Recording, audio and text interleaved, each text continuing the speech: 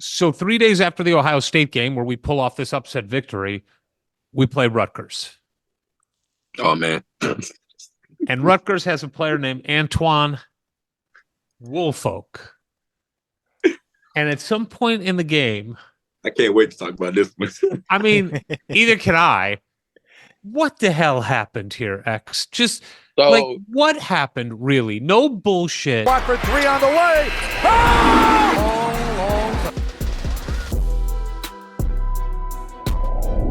Hello, guys, and thank you once again for joining me on Indiana Sports Connection. I am your residential anchor, Aaron. Thank you so much for being here and being part of this Indiana Hoosiers and Colts community on here. It really means the world to me. So what you just heard there was an excerpt of Xavier Johnson going on the Hoosier Hysterics Podcast, and he was really defending all of the things. We're going to talk about that, and we're going to really go back in time to January 9th of this year, 2024, into what happened. Because Xavier Johnson, he says a lot of things on here about Kent Sterling, about not trying hard, and there are just a lot of things to kind of analyze on why that last season went so bad. I mean, one of the reasons why I do want to analyze this too is like Mike Woodson has to understand that he has to control his players and he has to have them understand some of these things. Because I still think like he made a mistake by not suspending Xavier Johnson after this incident. And I think it really hurt the team going forward by not taking that corrective action right away and just nipping this thing in the bud and letting him know, like, and putting him in his place. He says some things in this interview that really pissed me off big time.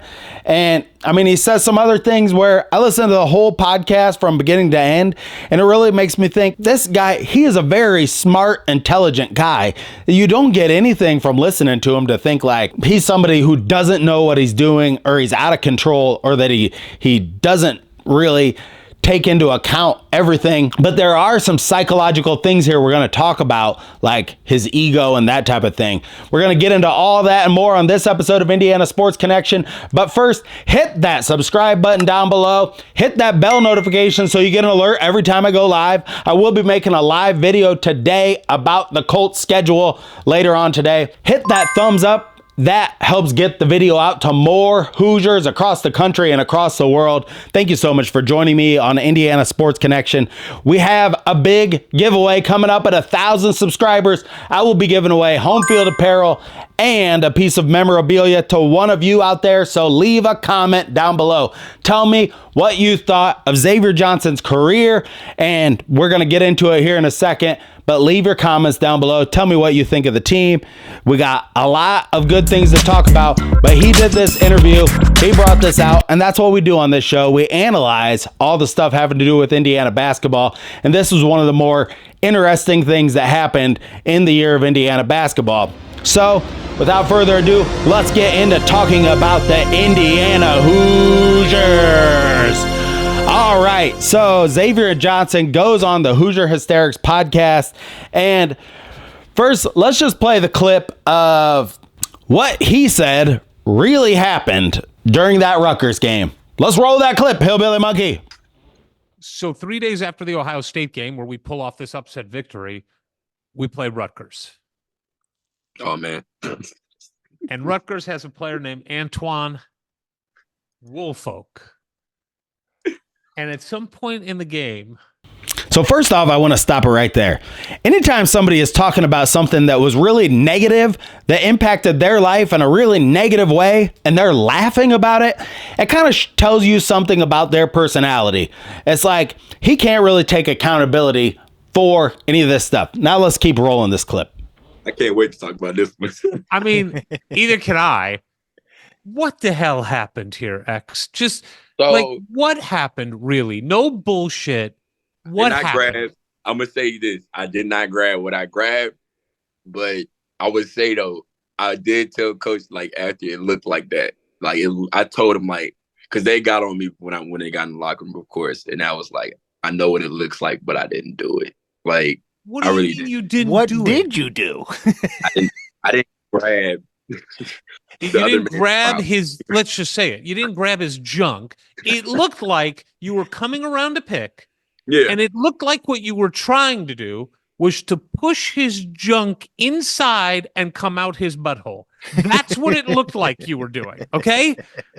So you were obviously trying to make some contact coming around the pick. Are you saying it was a total accident?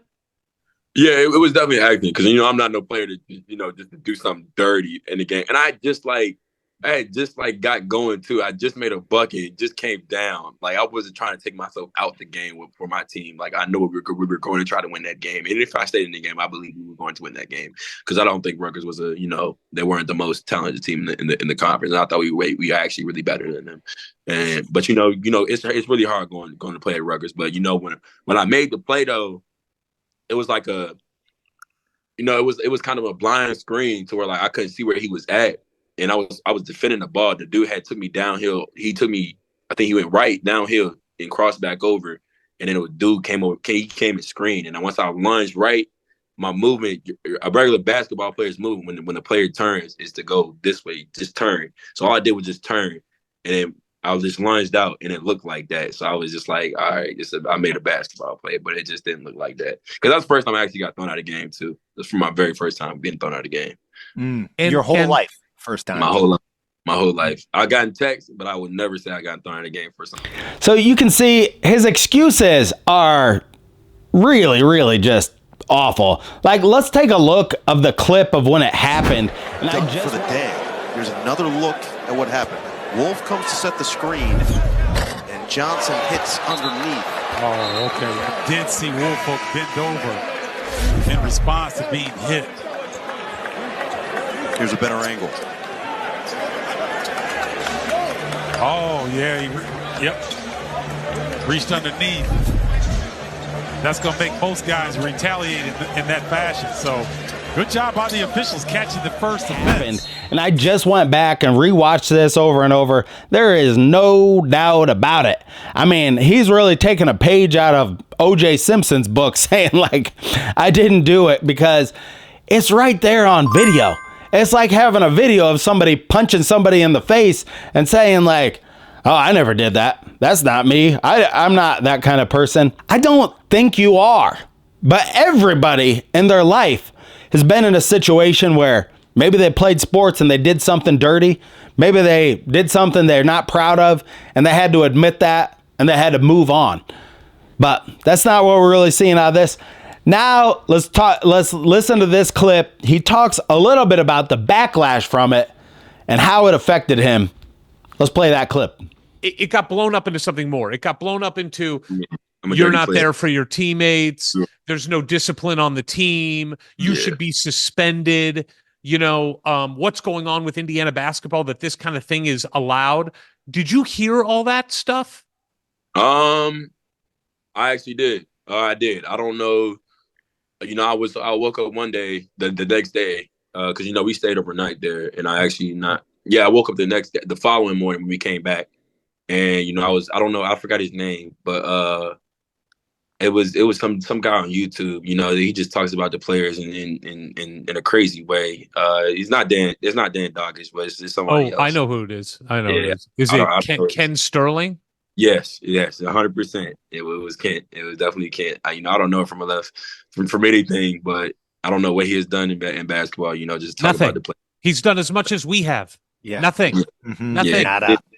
I mean, I did win the fantasy camp. I did win the fantasy camp. I mean, no big deal. Yeah, I respect everybody's opinion, but as to have bench player, you don't really know me as a person. Like to even talk about me on the internet. Like you talk a good 15 minutes about me, and it's just like I don't know you. Like you could have brought me on there and talked to you, like and got to know me, because I'm not no type of kid that just plays dirty.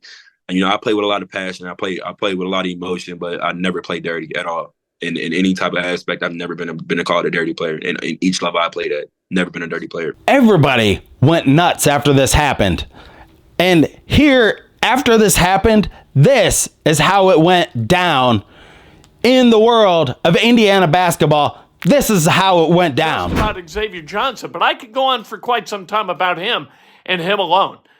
tweeted that was the worst half of basketball I've ever seen by a point guard in Indiana the last 40 years of Indiana basketball.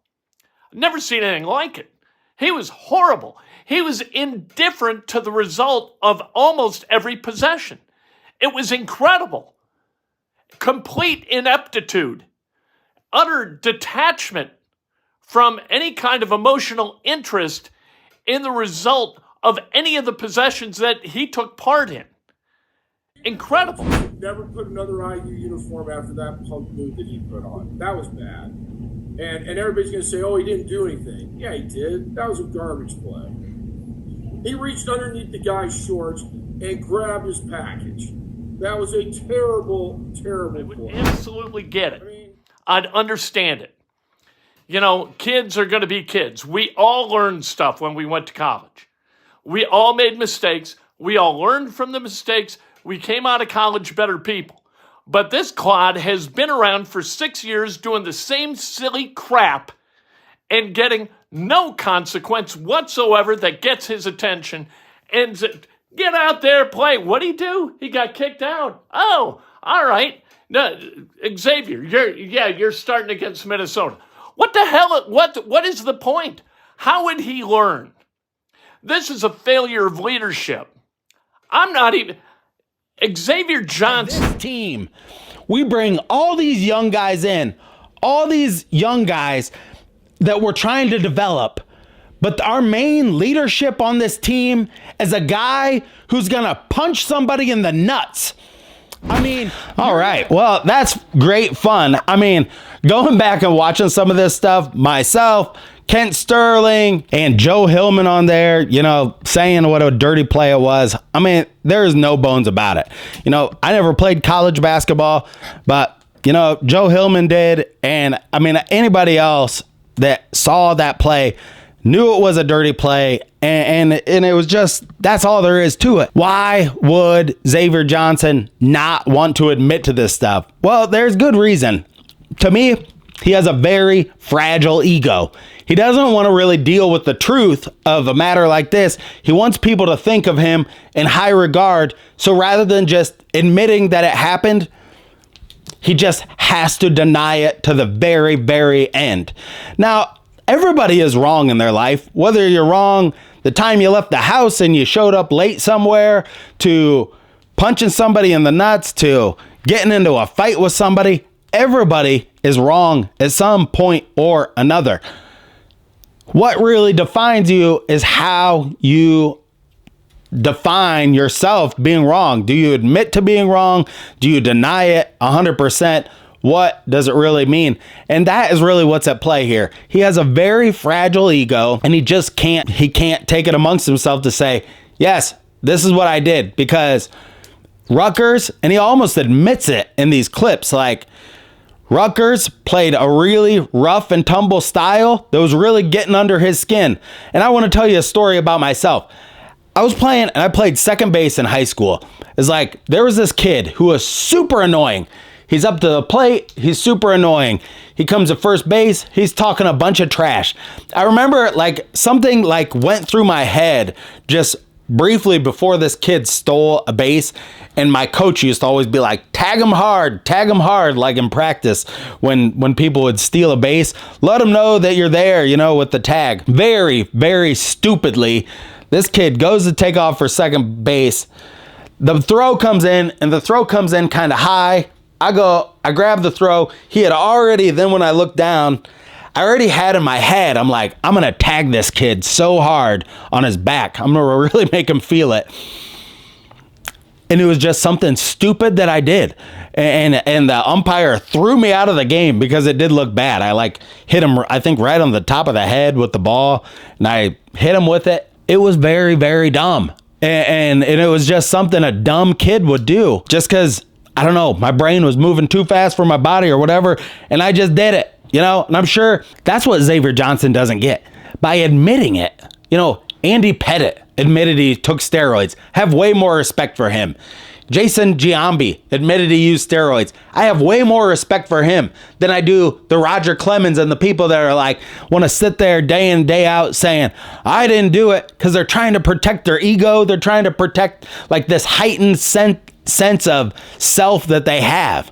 So that's just my take on that. I mean, that's really, you can disagree with it or agree with it. Leave your comments down below. Tell me what you think of all of this, because it is fun to kind of like nostalgically look back at this. But so, and then this last clip, let's roll it here. This last clip is the one that maybe kind of pisses me off the most, because let's roll that clip, Hillbilly Monkey. I understood like what was going on, and I understood like there was going to be a repercussion of what I did, and I knew that they weren't going to. I knew they weren't going to suspend me, because like suspending me was crazy, because I've already been out for a long period of time, and it's my last year of playing college basketball too as well, and I'm a very vocal point to the team. So it's just like suspending me, it would have actually just hurt us even more. It would have set us back way further. But I was actually pissed, because they actually took me out the starting lineup. I really didn't take it as well, because I really didn't play as much. But I was actually really, really pissed off. I was really pissed off, and I think it actually showed on the floor. I didn't really. I'm gonna be honest. I really didn't want to be out there at that moment in time. Okay, I really did. I'm glad you are being honest about this. So he kind of just then goes back right after being questioned about that. He goes right back to kind of saying, "Look, they couldn't suspend me. The team needed me, so they weren't gonna suspend me." And really, Mike Woodson from the inside, seeing that attitude and that kind of like just how he's going about this, like he thinks he's above the team. He thinks he's above everybody.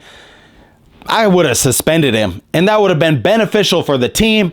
Hopefully Mike Woodson learns from this, because look, these are college kids. They're not like pro athletes where, pro athletes can do this or that or whatever. The organization's really going to be the one that makes the final call on that stuff. But with Indiana basketball, you're the coach. You got to lay down the law. Like if these guys are getting out of control this year, and it very well could happen. I mean, they're young kids. Like I said, they're going to do stupid shit. You got to take it amongst yourself as the coach to really lay down the law. We did see that, like Mike Woodson suspended early on, like 4 players at Northwestern. And so we have seen it, just not in this instance. Xavier Johnson also, he then this is another part of this that makes me think this guy is really a narcissistic asshole, is that he then kind of admits to that he didn't drive his car 90 miles an hour, but then he's like, you know what? I shouldn't have done that because that wasn't in my character. That's another narcissistic thing, is like, you're just going to be like, okay, I'll admit to this over here, but not to the main stuff you're trying to pin me down on. See, I admit when I'm wrong, just not to the stuff that you want me to. Let's play that clip as well. I wouldn't say it's one of my biggest regrets, but it's one of the regrets I have is, I'm going to be honest. I wasn't driving my car 90 miles per hour, but, I was driving it fast. But I would say that was one of my biggest regrets because, I'm a better person than that. And I've never actually I didn't want to put myself in that predicament at all. I would say that that's probably my biggest regret, because I think that, people got the wrong outlook after that of me, of who I actually was. You see, he just kind of says, that's not in his character. I thought he should have been suspended some games at the beginning of the season when that happened, because no matter what you were doing, you're in a car, you're driving too fast, right down like Walnut or wherever it was. So, yeah, and everybody knew about that. So they're going to think what they want to think. These guys on this Hoosier Hysterics podcast, I thought, who are they? Like, they're really ripping apart Kent Sterling, saying he's a nobody. He's not a nobody. He's got like 17,000 people watching his show. It has a huge influence on Indiana basketball. And he talks a lot to Dan Dockich, and he talks a lot to different people. Could he have had you on there and discussed what happened? I suppose he could have. But you know what? You're not really giving him a fair shake either. You weren't looking through the comments and seeing like, he was more just looking at it like, this guy doesn't know me, so he has no right to talk about me. Well, you're a public figure. You're getting paid big time money to play basketball at Indiana University. And it's a free country. Anybody can say whatever they want on YouTube. So get over it, man. This guy, he has a good family. He is a very intelligent guy, and I really, really wanted to see him do well at Indiana from the time he got there. And he obviously just doesn't understand many, many things. He doesn't understand many parts of life, and I hope the best to him. And hey, Xavier Johnson, if you want to come on this show and talk to me, you absolutely can. We can talk about whatever you want to talk about. We can talk about Indiana or whatever. Just email me at weeboyowza72@gmail.com. But that's about all I have for you for today. I just thought this was something interesting we could talk about, and it kind of like takes us back in time. And it also proves where Mike Woodson, I believe, has to get better at his coaching if you got a player like this. Because in any group of people, you're going to have people with high inflated egos when you're coaching sports, and you got to know how to deal with those people, and you got to know when to put them in their place and when to not. So thank you so much for joining me today. And until next time, stay classy out there, Hoosier fans. Are we going to do what they say can be done? These days, I think cybersecurity is now as important as physical security. That's why when I'm online, I use NordVPN. NordVPN uses next generation encryption to keep my passwords and data safe, which is especially important when I'm traveling and I'm on public Wi-Fi, which is more vulnerable to hacking. I'm sure a lot of you are going to be traveling for the holidays this summer. Use NordVPN, one account that will protect all your devices and computers. And with their 30-day money-back guarantee, you have nothing to lose.